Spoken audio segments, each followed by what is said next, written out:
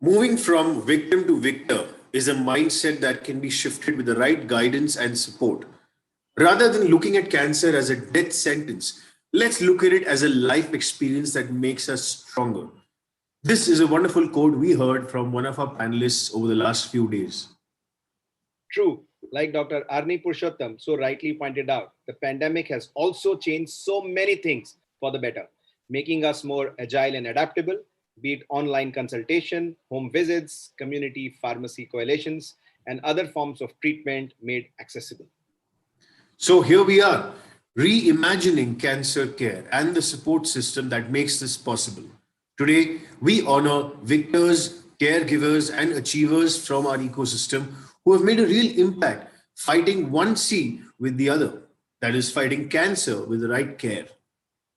The journey of recovery and victory over cancer is not a journey you undertake alone. You go along with the whole team who becomes a family.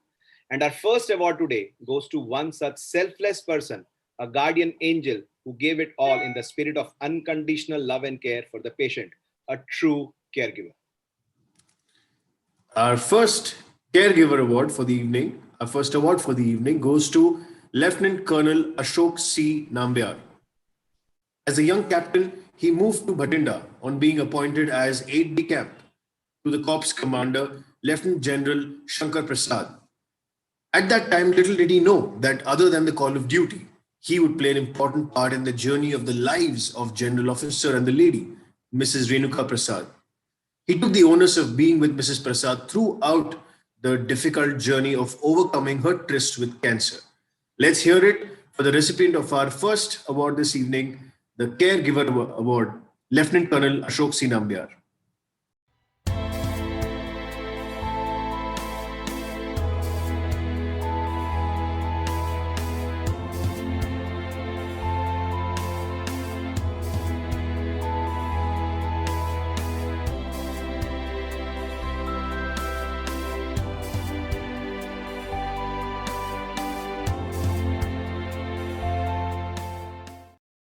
First of all, I would like to thank We Care Foundation for this initiative, what they have done, and recognize me as the caregiver to a cancer patient.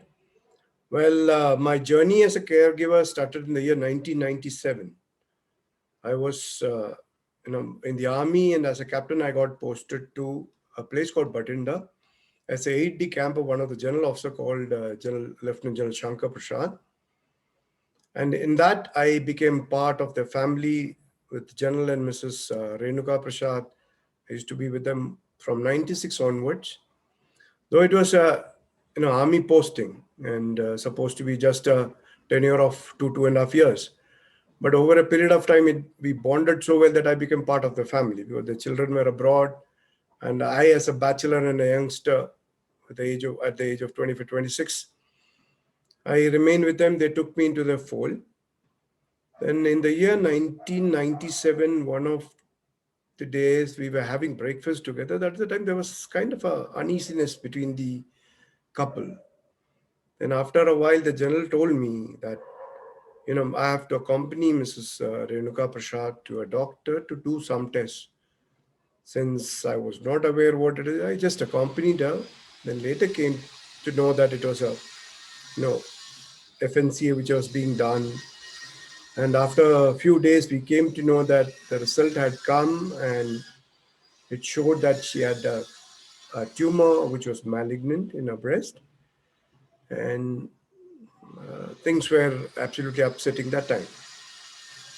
Later, doctors were consulted. The best of the oncologists in the army were consulted. We drove down to Delhi, went to the Army Hospital Research and Referral. They said she has to undergo a surgery where they have to remove the lymph nodes and whatever the malignant part of the tumor was there. And subsequently, they gave a complete course of medication and the treatment which was supposed to be done. So throughout the journey of our treatment, I was always with her. So we drove down again after finalizing dates for the surgery. We came down to Delhi. In the base hospital, the surgery was done. And it was absolutely uneventful, though she was upset about the whole thing. But she was a very brave lady who came up strong out of that. She was in the hospital for a while. Then they said she has to undergo chemo, and the effects of chemo, the side effects of chemo, was so alarming that we were worried that she's such a charming lady losing her hair and the other organs getting affected and all those things where we were not certain how it's going to take a toll on her. But still, I always accompanied her. We stood together throughout the chemotherapy and everything. They said it will be followed by radiotherapy. But fortunately, we came to know that she has responded very well to the chemotherapy, and there was no radiotherapy to be done for her, but she was under constant check and vigil. But emotionally, it was a very draining time for the couple as well as me, because it was the day in and out, day out. We were worried about what is going to be the outcome. Till the time chemotherapy got over, we were not sure how she's responding to it, how she's going to respond to it. Because at the end of the day, once the therapy gets over, she's absolutely drained out and weak. And once she gets back home, it's a complete rest for her. Till next day, she's tired and out. And incidentally, she was back in her form after 2 days till the time next chemo was scheduled.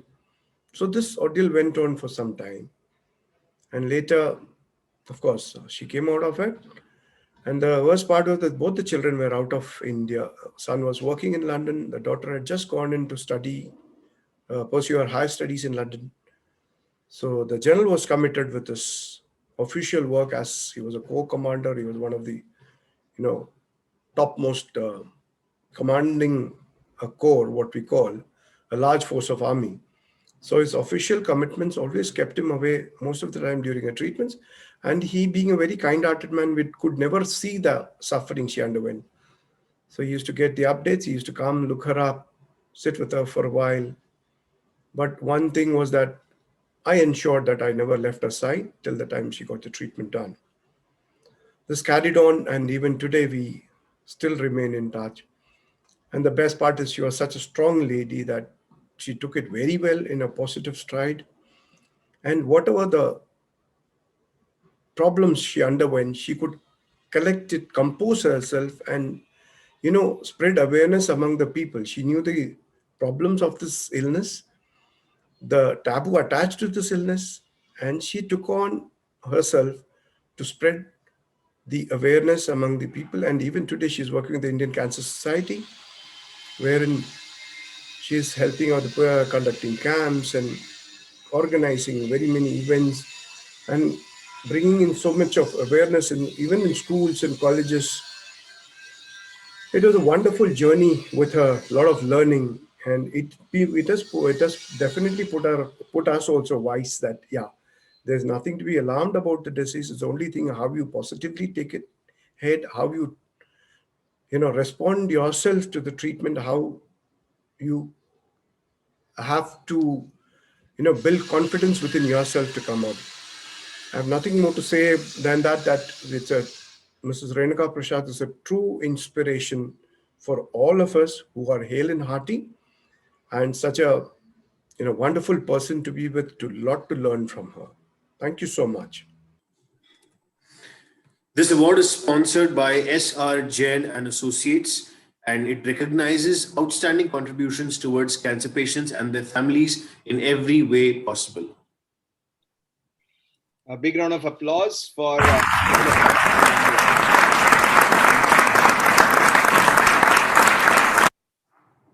Thank you for your service to the nation, Lieutenant Colonel Nambiar, and congratulations on receiving the award. It's truly inspiring to see caregivers like you making the world a better place.